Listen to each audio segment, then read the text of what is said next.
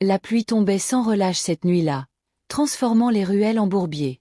Serré contre un mur écaillé, un petit garçon grelottait sous un carton trop petit pour le protéger.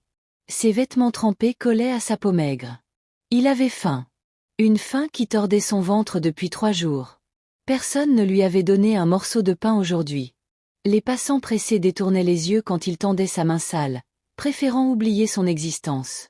Junior avait 5 ans quand le destin l'avait jeté dans la rue. Ses parents étaient morts dans un accident de bus, et aucune famille n'avait voulu de lui. Les voisins disaient qu'il portait malheur. Alors il avait appris à survivre seul, à voler quand la faim devenait trop forte, à fuir plus vite que les chiens errants. Ce matin-là, son estomac criait si fort qu'il avait bravé l'interdit. Il s'était glissé derrière le restaurant où les cuisiniers jetaient les restes. Les odeurs de poulet rôti et d'épices lui faisaient saliver. Soudain, une main brutale l'avait attrapé par le col. « Encore toi, petit rat !» avait craché le cuisinier en le secouant comme un poulet.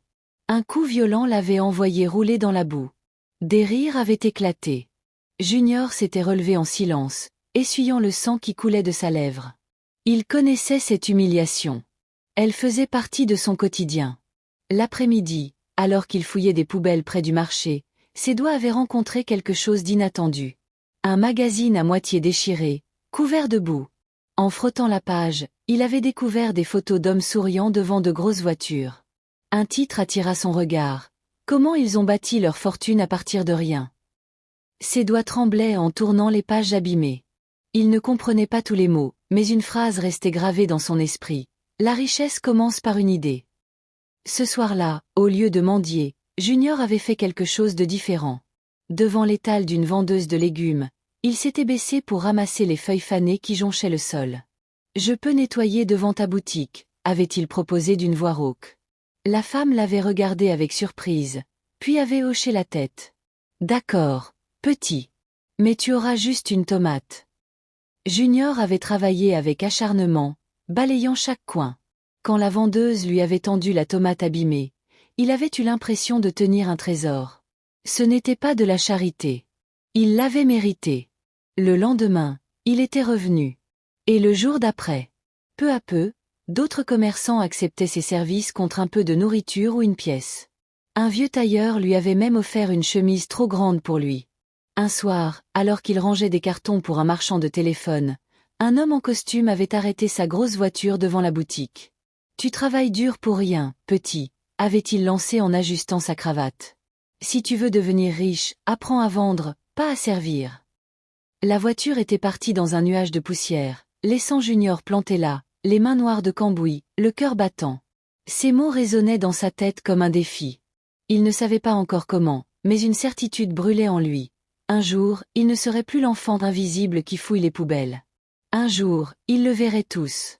Les mots de l'homme en costume ne quittaient plus Junior. « Apprends à vendre, pas à servir. » Cette phrase tournait dans sa tête jour et nuit, comme une mélodie obsédante. Il commença à observer les commerçants avec un œil nouveau, étudiant leurs techniques, leurs astuces pour attirer les clients.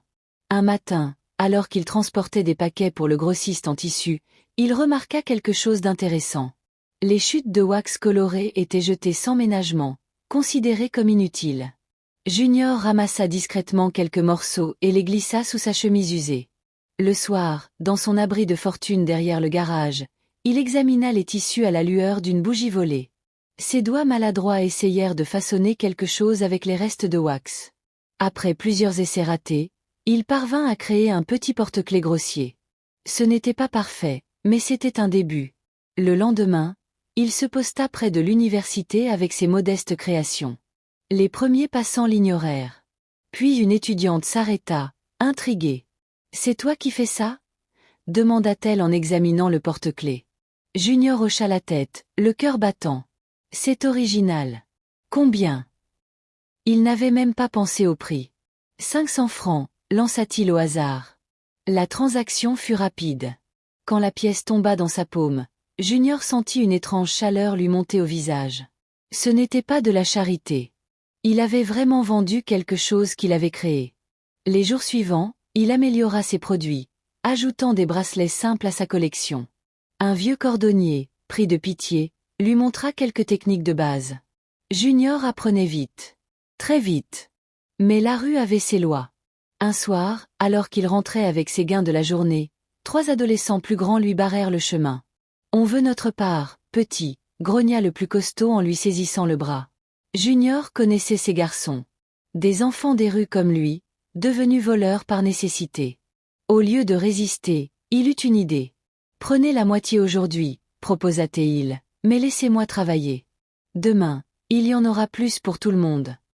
Les voyous hésitèrent, surpris par cette réponse inattendue. Finalement, ils acceptèrent le marché.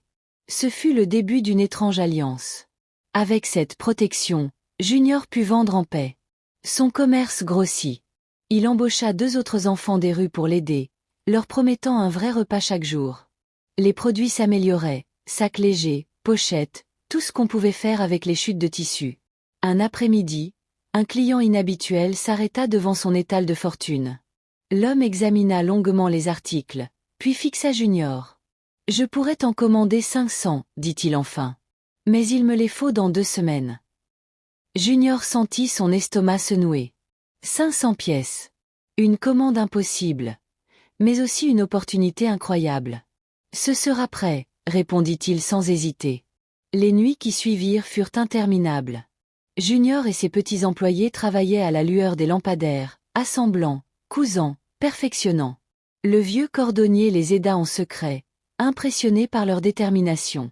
Quand vint le jour de la livraison, Junior avait les yeux cernés mais le cœur léger. Le client examina les produits un à un, puis sourit. « Bien joué, gamin.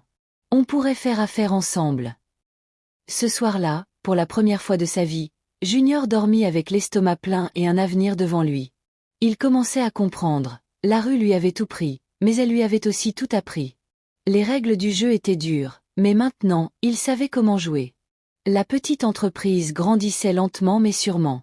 Junior apprenait à calculer, à négocier, à anticiper. Chaque échec était une leçon, chaque succès une victoire. Les gens du quartier commençaient à parler de lui autrement. On ne disait plus le petit mendiant, mais le jeune entrepreneur. 1 an après sa première vente, Junior put louer un vrai local. Modeste, juste une pièce au fond d'une cour, mais c'était un début. Il y installa ses outils et ses tissus, créant ainsi son premier véritable atelier. La vie n'était pas encore facile. Les obstacles étaient nombreux, les nuits courtes, les sacrifices immenses. Mais Junior avançait, porté par une détermination farouche. Il avait goûté à l'espoir, et rien ne pourrait plus l'arrêter. Chaque matin, en se levant, il se répétait les mots qui étaient devenus sa devise. Hier, je survivais. Aujourd'hui, je travaille. Demain, je réussirai. Et il y croyait. Vraiment.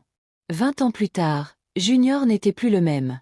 Il dirigeait une entreprise de textile qui exportait dans toute l'Afrique.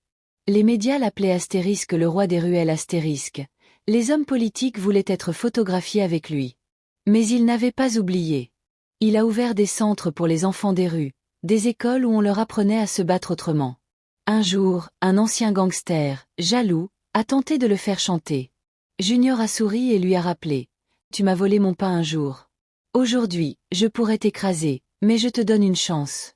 Rejoins-moi. » Lors d'un grand discours, devant des centaines de personnes, il a sorti de sa poche une vieille chaussure trouée. « Que c'est avec ça que j'ai commencé.